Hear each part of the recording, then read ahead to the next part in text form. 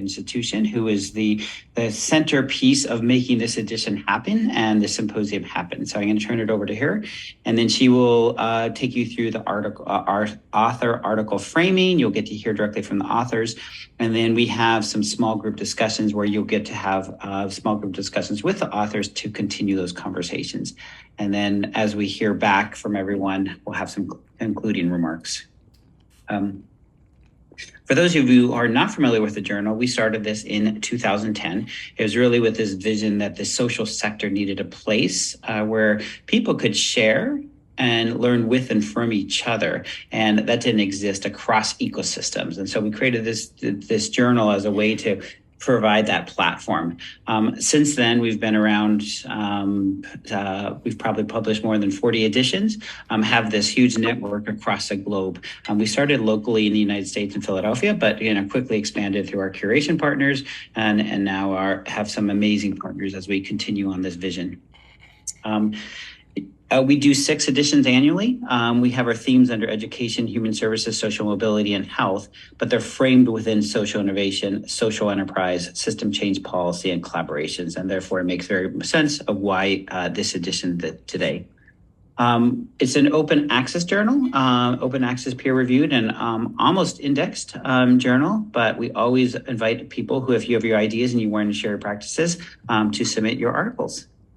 And so with that, I'm going to turn it over to Sonia. So thank you, Sonia, for being an amazing partner.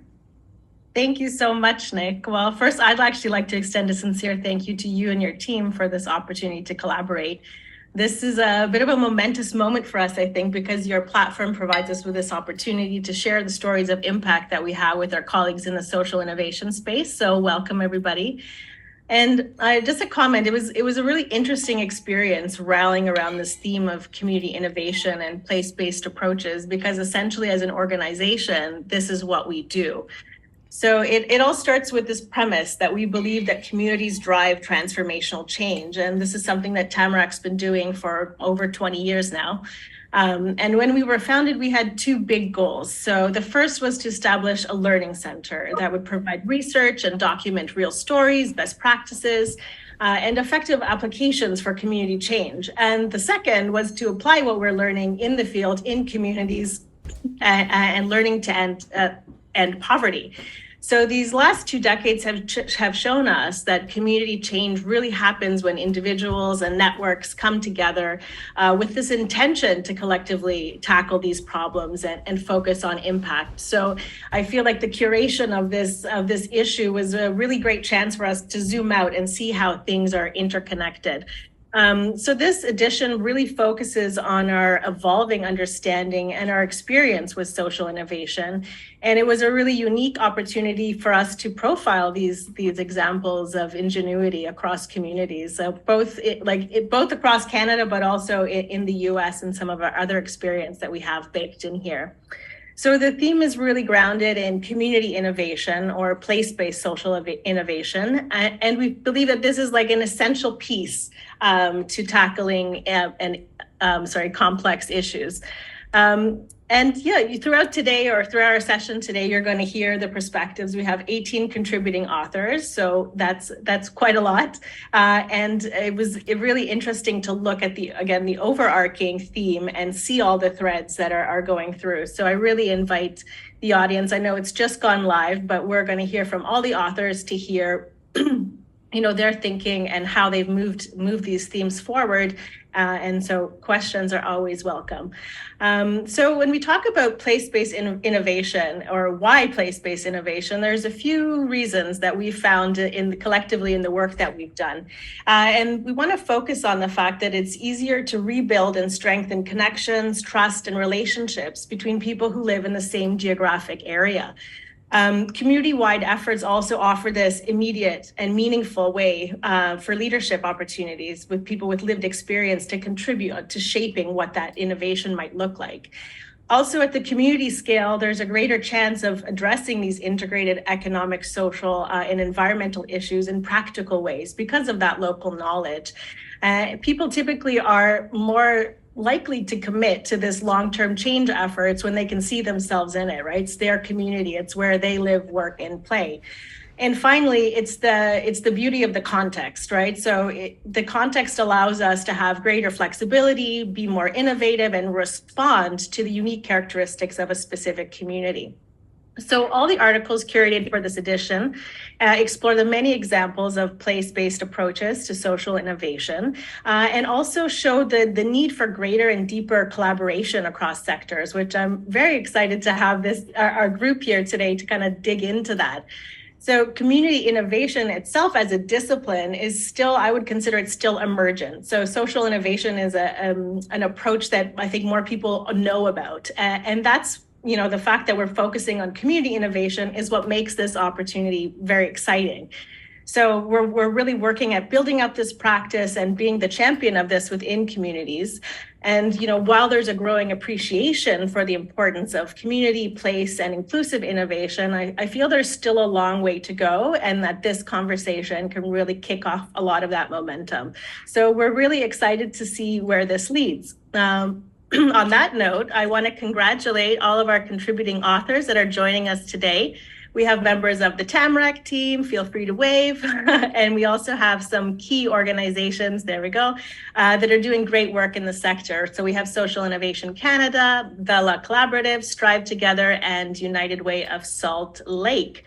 So to our audience members, I wonder what gets you excited about this theme of community innovation. So feel free to add that in the chat. And just to overview kind of a bit of the structure of how we've structured today, we're going to be kicking off this session with meeting the authors and learning a little bit about their articles. Then this will be followed by an open discussion. So we're going to have a conversation amongst ourselves. So please feel free to bring your questions. Either we can do the hand raising, keep it formal and fluid, or you can type it in the chat. Then we're going to open up breakout rooms, which will be divided amongst the 3 sub-themes of the journal, which are the evolution of social and community innovation, applying social and community innovation in place, and tools to advance these practices. And when you go into these breakout rooms, it'll really give you a chance to go a little bit deeper into the content, and you will get to have access to the authors and ask all the questions you want. So that's it for now. In terms of how we're going to kick off by meeting our wonderful contributors. So I'd like to invite the authors to tell us a little bit about themselves and share an overview of the articles. And we're going to start with All Hands on Deck, Enabling Social Innovation by Andrea and Sandra. Hi, Andrea. Hi, Sandra. Thank you. Do you want to go first? Go first. Sure. Okay, yeah. I'll start.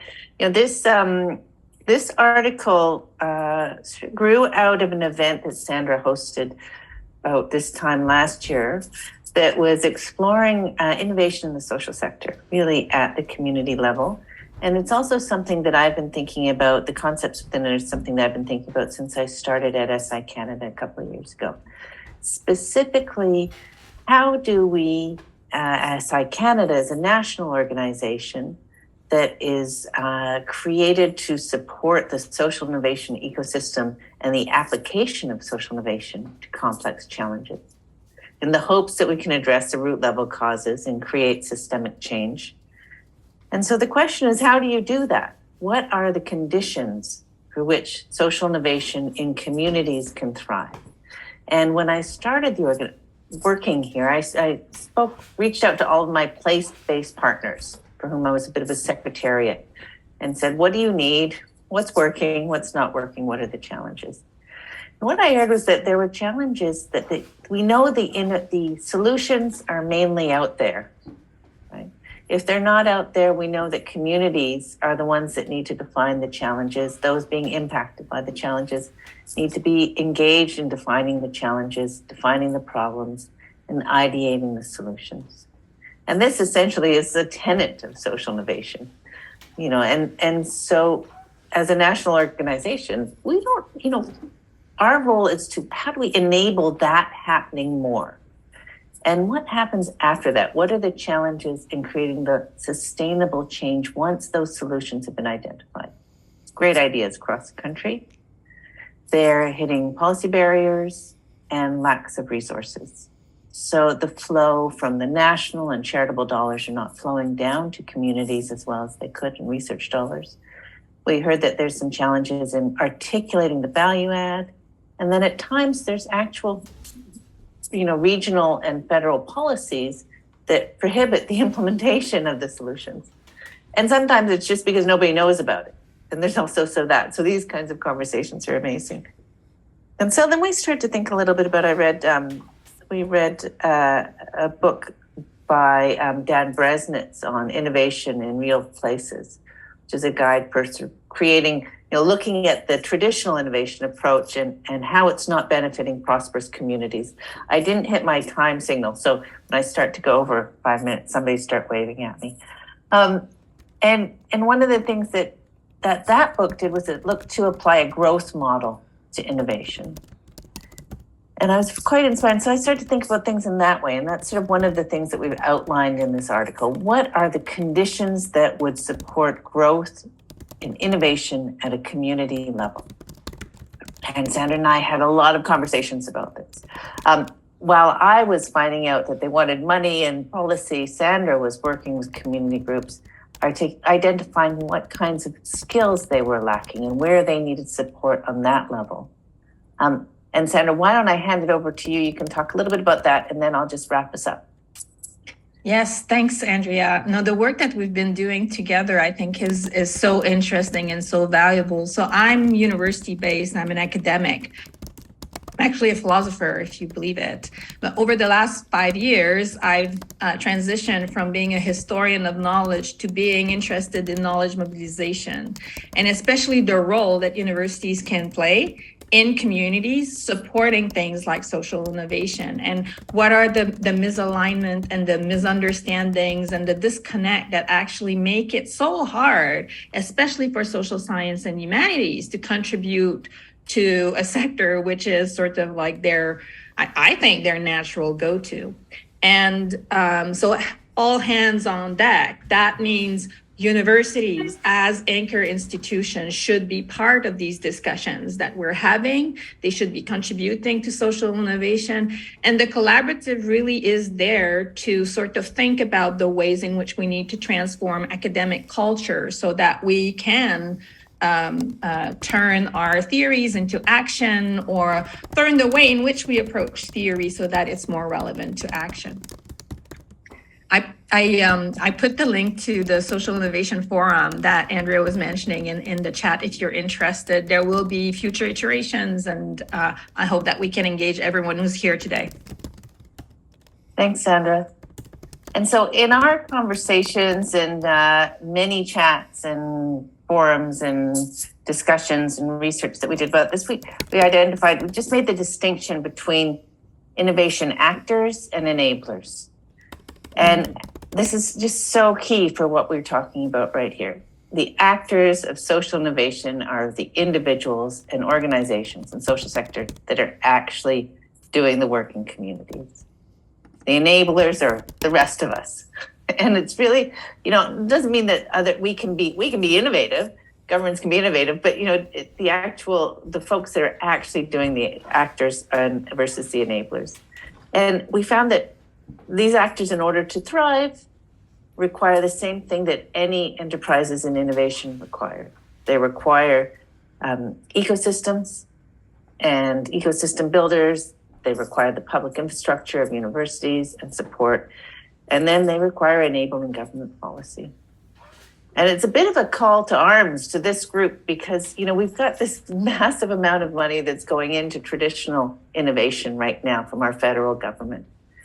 And I think that there is a case to be made that innovation happens within the social sector as well, and that it is also can be for the Americans on the call. Our government just announced a $3.8 billion innovation office, and so I'll leave it at that with my call to arms. And so lovely and honored to be with this group and this group of authors. Thanks to you. Thank you. Oh my goodness, it's so tempting to kind of dive right in, but for the sake of getting to know, and we'll just kind of put those questions aside for now, but thanks for sharing.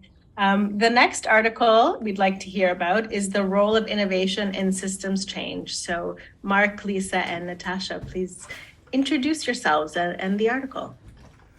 Hello, thank you. I'm Lisa Artigala with Tamarack. I'm the Consulting Director of Community Engagement. And I was one of the co-authors of this article, The Role of Innovation in Systems Change, along with Mark Kabaj, who isn't able to be here today, but he is with Here to There Consulting and is an associate of Tamarack. And Natasha Pei. Natasha, I'll let you introduce yourself. Hi, I'm Natasha, and so I'm an associate director for Tamarack's Learning Center, but I've spent the last 8 years working with communities across Canada to develop and implement poverty reduction strategies, multi-sector, place-based poverty reduction strategies.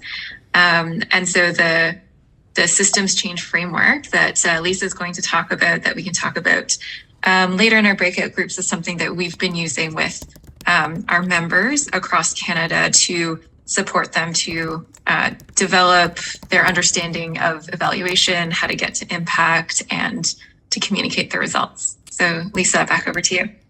Thanks, Natasha.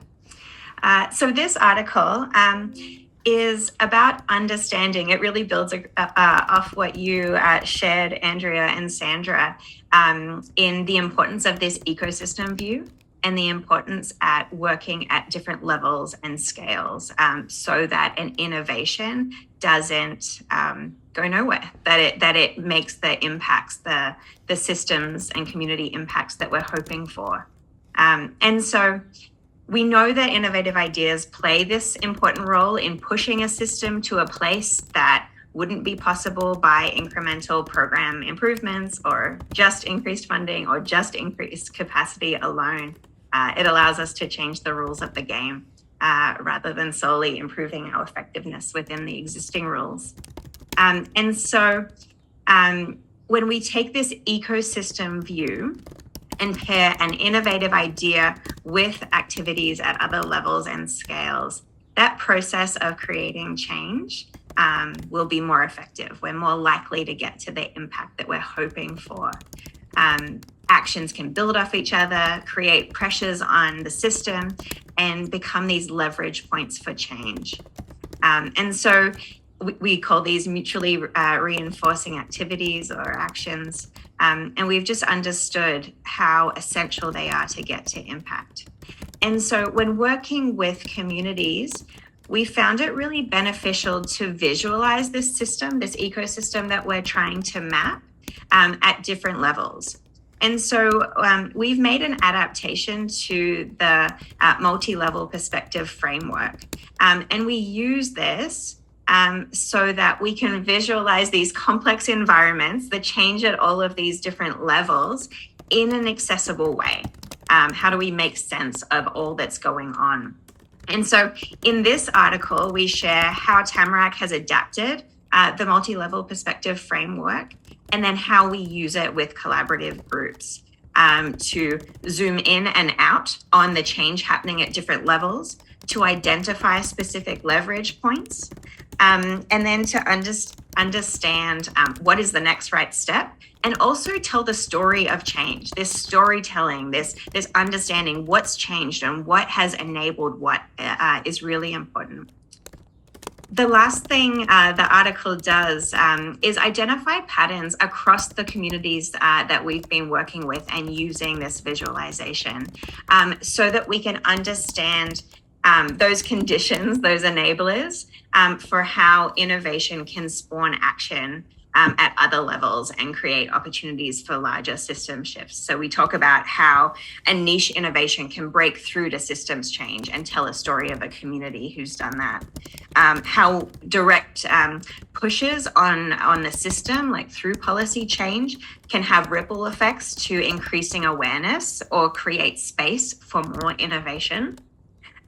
Or how, if we push hard on awareness building, that might create the conditions for systems or policy changes.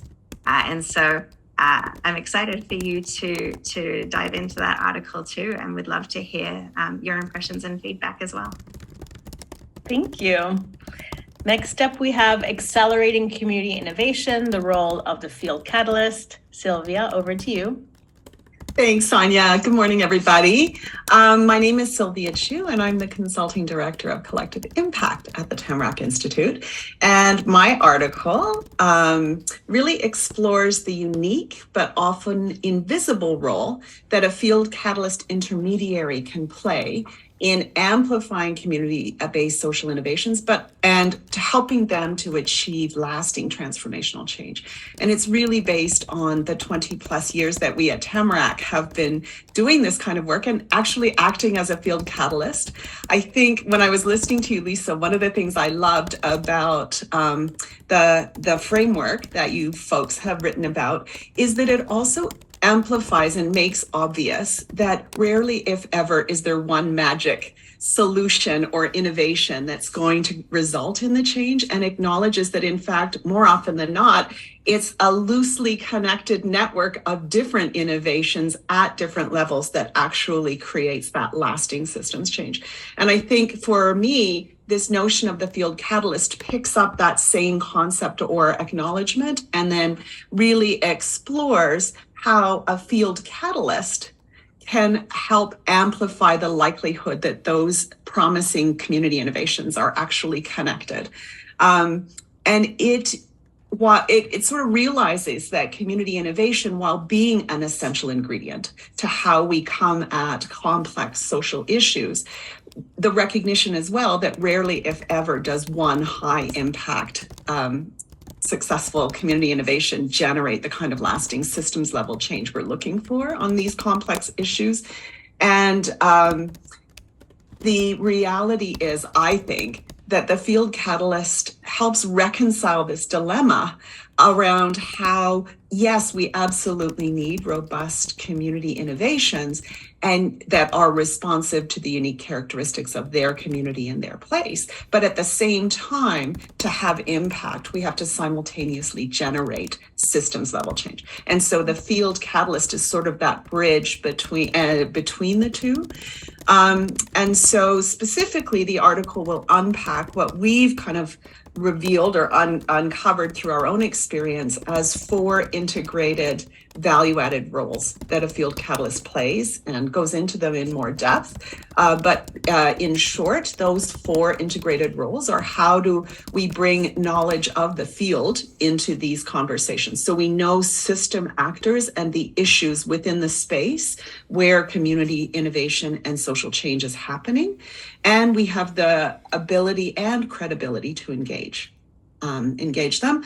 We, help build the capacity of community innovators by linking them together to one another to learn with and from one another. 2 things happen. One is that they get to leverage and let their innovative work become more efficient and effective. But then the third role is really about noticing the emerging patterns and opportunities by linking these community innovators together. Helping them to capture the results, the knowledge mobilization, as Andrea and Sandra, you write about so beautifully. So documenting, disseminating learnings, and making that innovation simpler, easier, and more effective for others.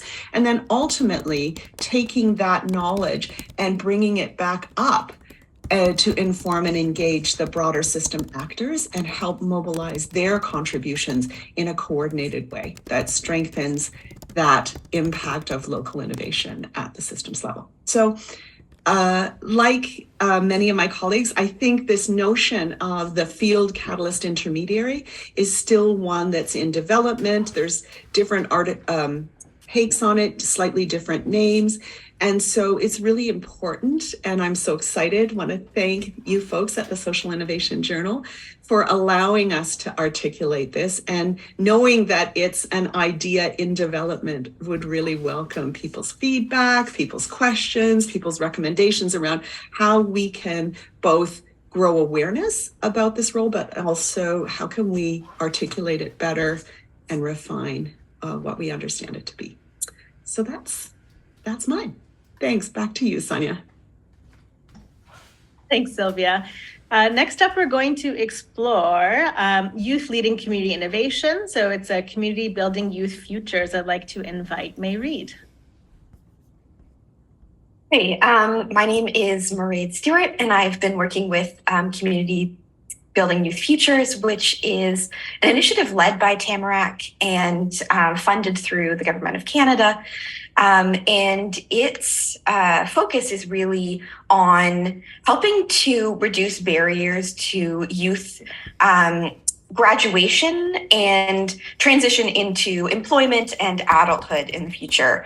And so there are a lot of really unique and innovative ways that Communities Building Youth Futures does this work. And so this article kind of talks about some of those ways of really engaging youth at the center of decision making and at every step of the process, to make sure that every innovation is based in what the youth really need, and making sure to check back in with youth at every stage and make sure, is this really where you want to be going? Is this what you need right now? And something that I really loved writing in this article were case studies of specific communities that Communities Building Youth Futures, or CBYF, has been working with, and how different those innovations are because they are place-based and because they are so specific to the youth in those communities. But then also, how can those scale and move to other communities and influence other communities? So while it has been really successful in all 20 communities, it's really interesting to pinpoint what are some very different and specific elements related to each of the 3 case studies, communities that we look at. So really excited to be here today. Thank you so much. Thanks for being with us. That's great.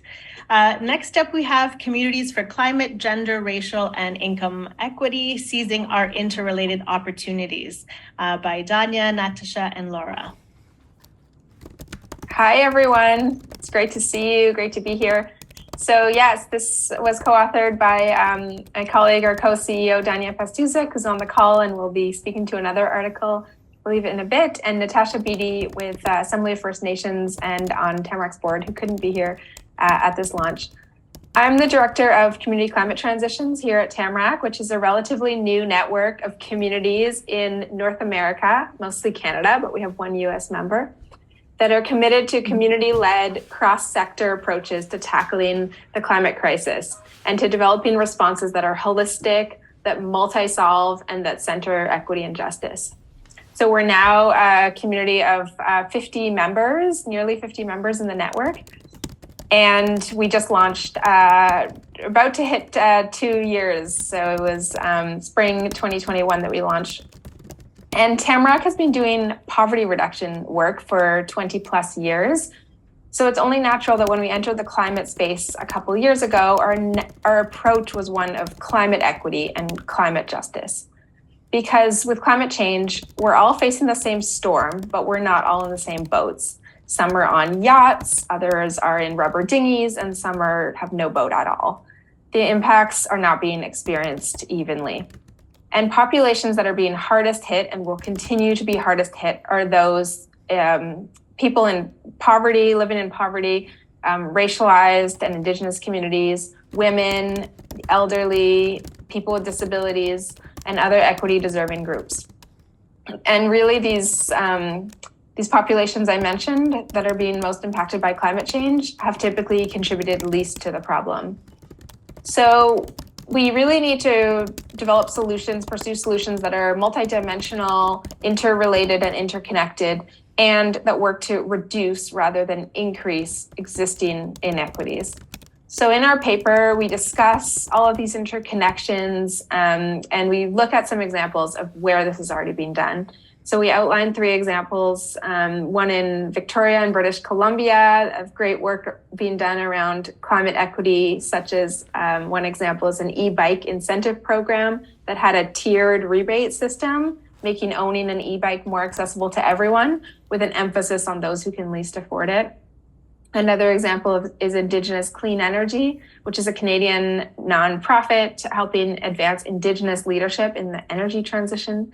And a third is Partners for Action, which is really working to improve emergency preparedness for 5 demographics that are most at risk: women, seniors, people impacted by poverty, Indigenous peoples, and newcomers to Canada.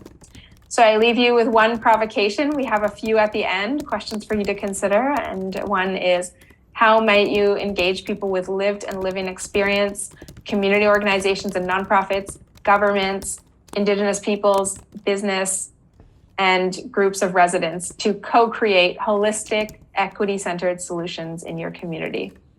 Thanks. Thank you. Next up, we have participatory grant making, ceding decision-making power to local communities in the Peel region. Miriam, over to you.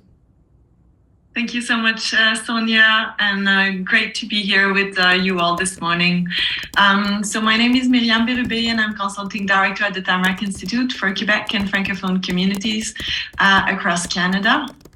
My prior professional background is as a funder, so I'm very interested in understanding and contributing to new trends in philanthropy that are based on social innovation and then that can create more meaningful impact in our communities. So for the past 2 years, I've had the privilege to work on a partnership pilot project with the World Education Services Mariam Assefa Fund.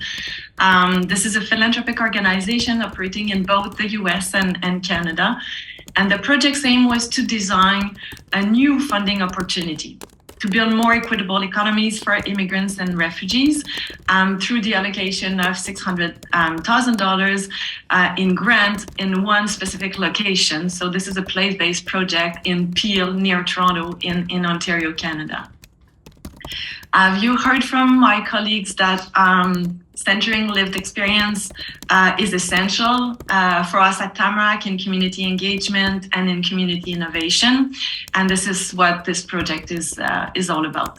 So it all started with the question, what would happen if the power, the voices, and decision-making of community members inform the granting decisions of funders? So the article explores participatory grant making, as I said, as a place-based social innovation approach that really shifts the decision-making powers from the foundation staff to the very communities that are actually impacted by the funding decisions.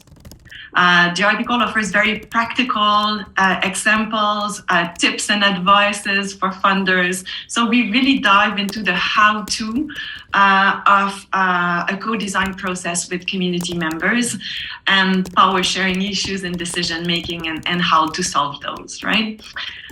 So I really encourage funders that are interested in making their funding more equitable, more transparent, more accessible, to look into some of these practical examples. What we found is that funders can really play a very proactive role, as did the West Mariam Assefa Fund, in empowering communities to drive change and address issues that are very responsive to local contexts and local culture as well. And that this can only happen when foundations are willing to shift away from traditional top-down approaches. So maybe just to conclude very briefly, for us, the participatory grant-making pilot project in the Peel region demonstrated that this kind of participatory approaches might not be as risky as some foundations or funders might anticipate, and that this new type of funding, when done authentically engaging the community and using appropriate social innovation methods, can really empower communities and make funding that is highly responsive to the local context, so to the local needs and aspirations. Looking forward to more questions and discussion about this. Thank you. Merci, Miriam. Next up, we have Social Capital, Creating Connections to Foster Community Innovation, an article that was co-authored with my colleague, Heather. Would you take it away? All right, thank you so much. And so Heather Keem, Associate Director for the Deepening Community Practice Area here at Tamarack. And I was excited to co-write this with Sonia. And I I submitted this to Sonia about social capital, and I am deeply in love with asset-based community development. And thank you, Eric Smith, who put in the chat about asset-based community development, we truly believe the power of change really lies within the community, and that everybody in the community has a gift, an asset, a passion to contribute to community change. And so that leads to the fact that communities really do have what it needs to create change at the local level. And I have been saying lately that you have to know what you have before you know what you don't have. And that's what social capital is all about. It's about getting to know the people in your community, the social networks, and then bringing them together, building bridges, so that you can then create this reciprocity, this sharing of your gifts and your assets, and being able to contribute to a local issue or problem. And so the approach that the article talks about is asset-based community development. For those of you who have never heard it before, it really focuses on building on the strengths and the assets of individuals, organizations, and communities. And it's switching it from a glass half empty to half full, in that we focus on the strengths and the assets, not the needs and the deficits. And so that when you do that and you find out what the community has and the gifts and assets that are there, you then are able to pull them together and talk about really amazing, innovative solutions that doesn't need a whole lot of funding or external work, that it can be done locally and super hyper locally, and be able to be sustainable. Because they're at the grassroots and they have something to contribute to it. It's not somebody doing to them or for them.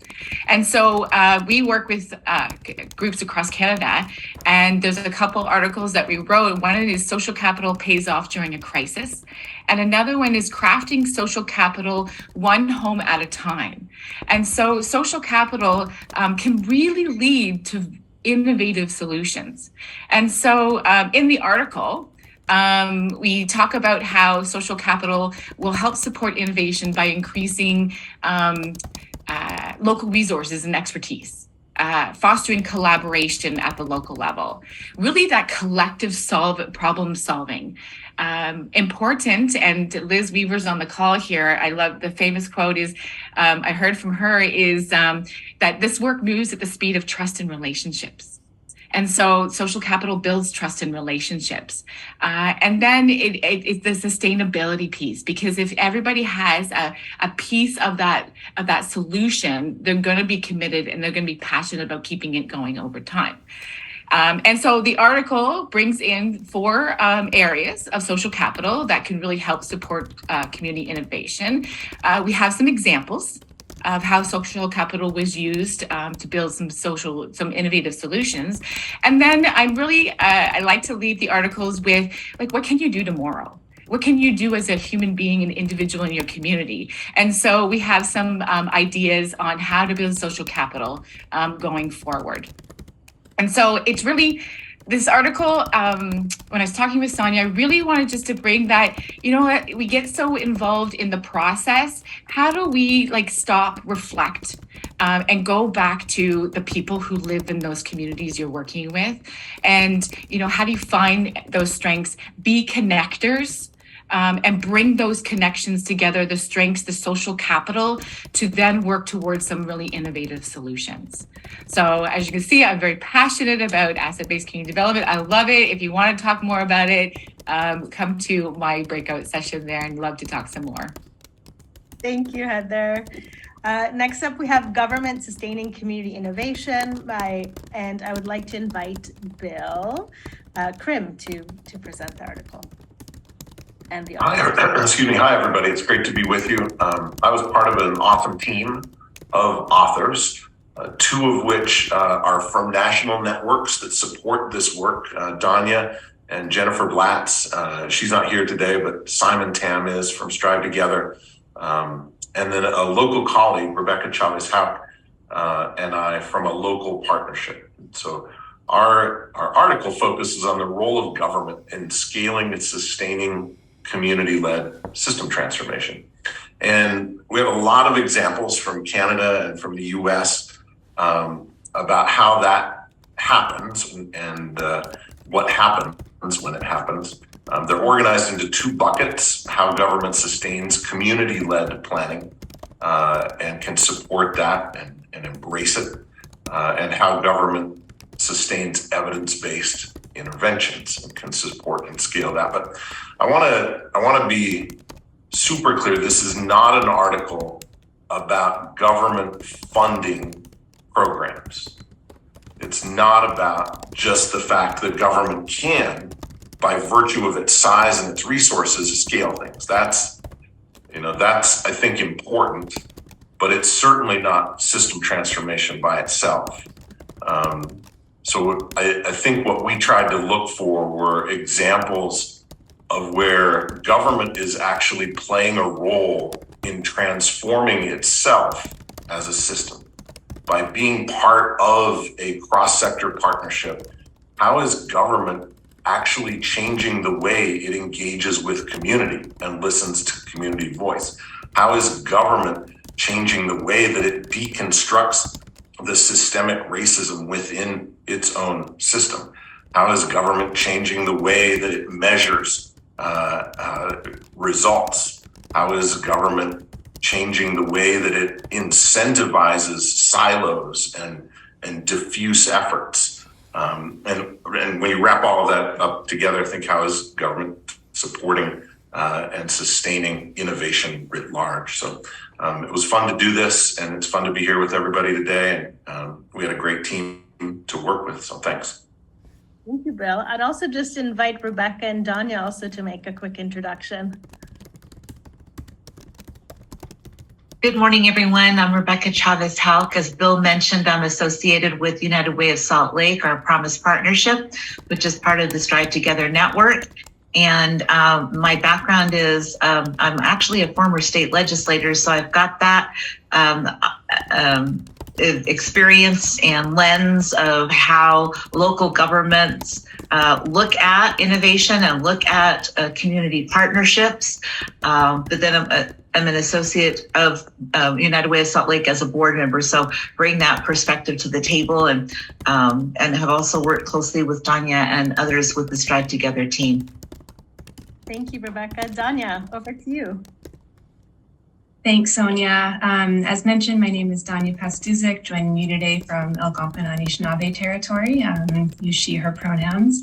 I've been with Tamarack about a year, but as I'm listening to my colleagues, Rebecca and Bill, reflect on this article, I'm realizing so much about the roles that we can play and how those change over time, and yet how even across those roles, we can continue to hold this obsession, this desire for the result of equitable outcomes that don't vary based on race or place or any other factor. So thank you for the opportunity. Also want to recognize again our partner Jennifer, who's not here, and our partner Simon, who is here, for all your contributions behind the scenes. Thanks, Simon. Thank you. I'd like to hand it over now to Liz and Mike, Building for Impact, Building Sustainable Collaborations. Thanks, Sonia. So I'll do the speaking because Liz is actually going to speak, I believe, next. So I'll introduce her now, and that'll save her some time. So Liz Weaver is the co-CEO of the Tamarack Institute, where she leads the Tamarack Learning Center, which is focused on advancing community change leadership. She's well known for her thought leadership on collective impact and is passionate about the power and potential of communities getting to impact on complex issues. I'm the manager of sustainability and development for Communities Building Youth Futures for Tamarack Institute.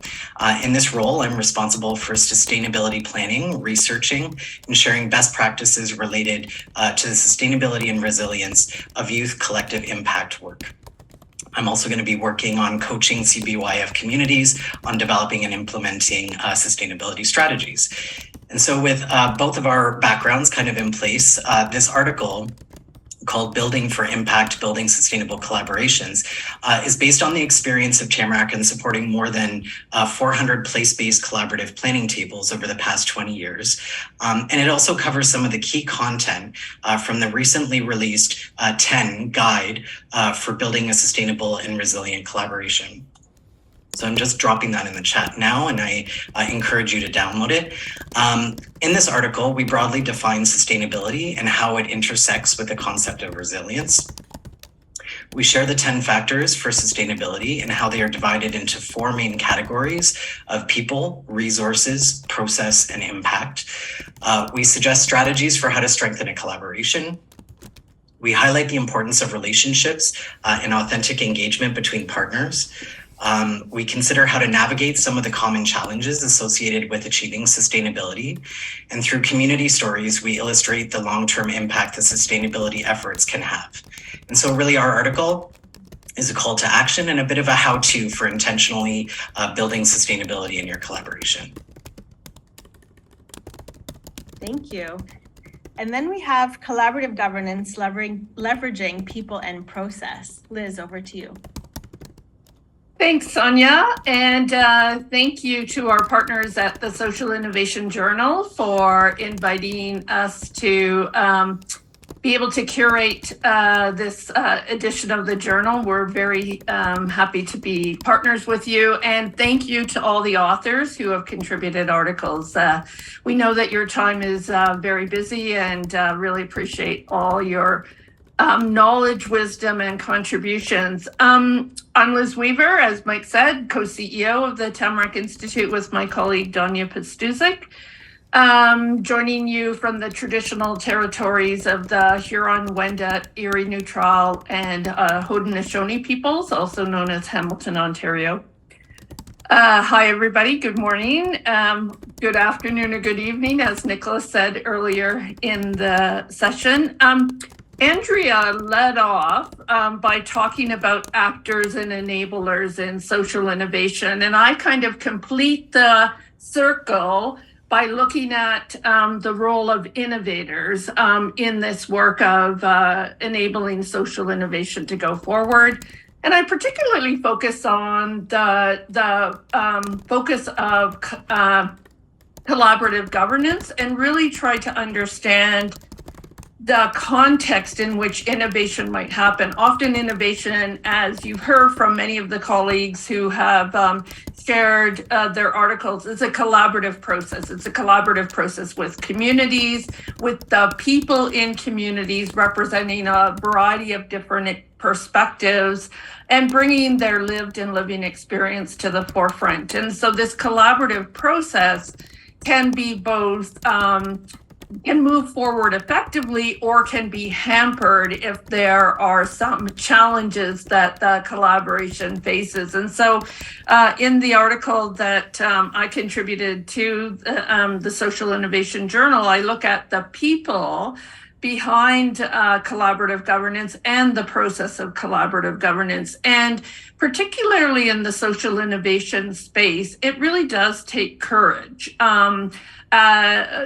for individuals to lead in these collaborative spaces, to share their wisdom as our authors have done today, but to also share the knowledge and the context of their space from the different perspectives that they bring to this collaborative process and to this innovation process. And that's what I'm exploring in the paper that I've contributed is, what are the people factors that we have to pay attention to as innovators? And then what are the process factors that will either enable social innovation to happen or hamper social innovations from moving forward? And so excited about talking about collaborative governance. And I do think it's almost like what we've heard today is a circle, right? We've heard about how social innovation can be very much adapted into place-based perspectives. We've heard a lot about how innovation is happening across multiple communities and across multiple domains. And now we're hearing about some practical tools and resources. So back to you, Sonia. Thank you. And finally, I wrote the piece on unlocking the power of community innovation. And it was really meant to put some meat on the bones of what community innovation is, how to define it, what are the principles and the values. And it's interesting now, I've gone last, but a lot of the themes and the threads are obviously exhibited through the articles. So I'm not going to get too much into it because I feel like we've done those themes and I want to save time for questions and for our breakout rooms. But yes.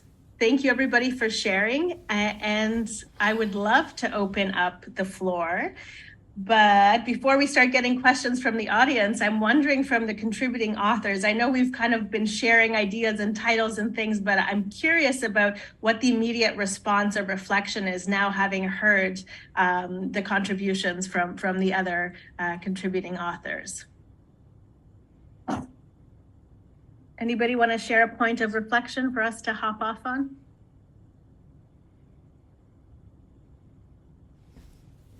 Yes, Sandra, go ahead. I would say that my first reaction is, well, it looks like we know what needs to be done. And now it's a matter of doing it and to make sure that we engage those who need to be engaged and you know, find the resources to do it.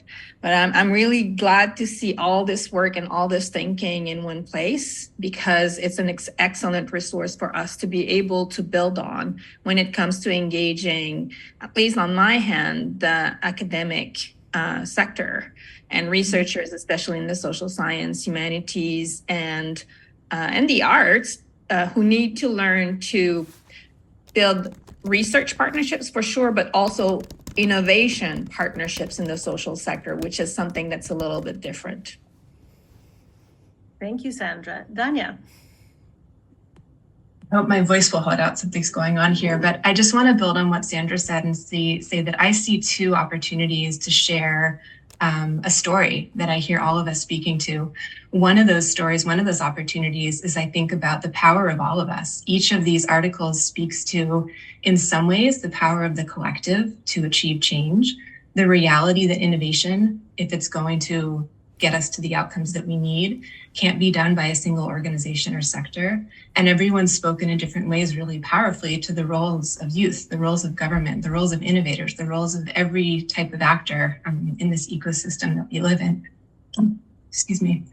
And so that, I think, is one opportunity. I hear that theme, and there's an exciting chance, I think, to share that message broadly. And Sandra, I just want to echo what you said. I think you said it. We know so many of the solutions. The time is for action, and we can do it.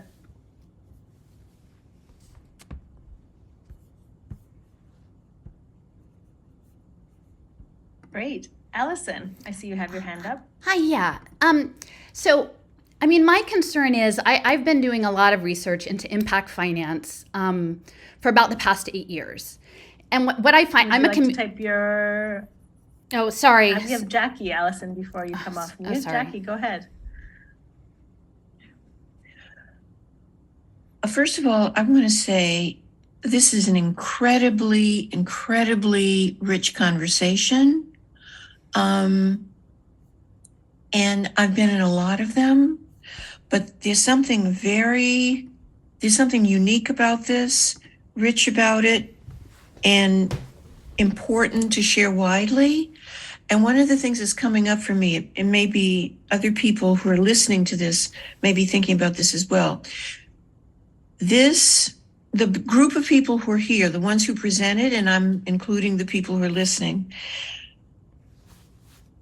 represent a community that I would like to stay together, and for us to figure out, as we sort of take in everything that you're offering and everything that we can offer, I would love for us to become a learning and leadership community that takes on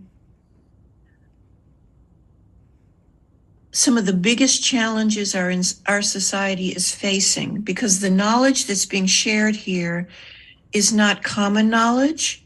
And I think it's not only important to share it, I think to the last points people are making, it's important to apply it. And I would love to see a learning and leadership community made up of the people here just pick a couple of things and some big big ones to show the difference that this approach can make. Because in my experience, I don't know about other people listening, but I have been using a lot of the approaches that you're describing on this call. And I am often in situations where those approaches are totally unfamiliar to people. So there's a need to elevate, make really widely understood the power of the approaches, and then to actually apply them to something big, to show the difference that this approach can make. And I think that could be a major innovation that could create breakthroughs and recognition for the value of the approach itself. Thank you, Jackie. Absolutely. Allison. Hi, yeah. So I'm a mother. I'm an independent researcher in this field, and I'm the conscience for what's actually happening. I got into this when they closed a bunch of schools in my city. We're a city with significant poverty, with significant environmental racism, with significant harm across all levels. And the solutions that are being proposed are about data. They have to be data at scale. So that inherently becomes dehumanized. And what I found in researching the education space is the money always went back to hedge funds, not just venture capital, but it went specifically to hedge funds. And then what I realized is these equations in human capital finance and then also in natural capital are being used to turn human relationships of the most disenfranchised people who don't have the capacity of writing all the papers that you are writing, to create the equations, the Clive Belfield in social emotional learning, the Jim Heckman equation that's going to be used to scale pre-K finance, to put children around the world on blockchain, to put returning citizens from prison on blockchain, to push people in addiction on blockchain. At scale, with the digital identity, all the data will be collected through sensor networks. And it will be fed into, and there's a paper with the Ready Nation and the Kauffman Foundation from 2012 saying specifically that pre-K debt will be turned into a global asset-backed security and traded on global markets. They were setting up 10 years ago children to be traded as global debt products. And there are technologies like these hatch surveillance play tables that are being used because what Jim Heckman says is that they cannot actually change IQ. It's not useful to the market, but they can change character, and they can change character through digital media. These are all facts. They are very well documented. But you presented all of this lovely information about community innovation, but at the baseline, like the mother who runs the Black woman business person who's running a pre-K out of her house doesn't know this. And so there will be academics and community organizers who will come in and spin these great tales, but they won't say, you know what, we're training your child so that they can agree to put their mind in a robot developed at Sanctuary AI in Vancouver. For the world of quantum AI, that's, D-Wave in Burnaby or whatever. Like, they're not telling you that. And that's why, like, Ronald Cohen and the Invisible Heart screened all over Canada to set you guys up for this. Now, I don't know if you know it and you think it's okay to securitize children. This is the new slavery, and you're doing it in the name of social justice and saving the world. And I don't know if you don't know what you're doing. Do you not know what you're doing? Did no one give you those papers that said the plan is to securitize income sharing agreements and then feed the AI this impact data, this collective impact data that you're all collecting? And maybe you don't know that you're collecting it yet, but soon the sensor networks will be everywhere. This is all collecting the data, and they're going to get social data because the thing the AI most wants now is how to be human. It wants to know the system, how we interact with each other, how we're creative. Wait, Allison. Yes. I mean, I'm just saying this, do you...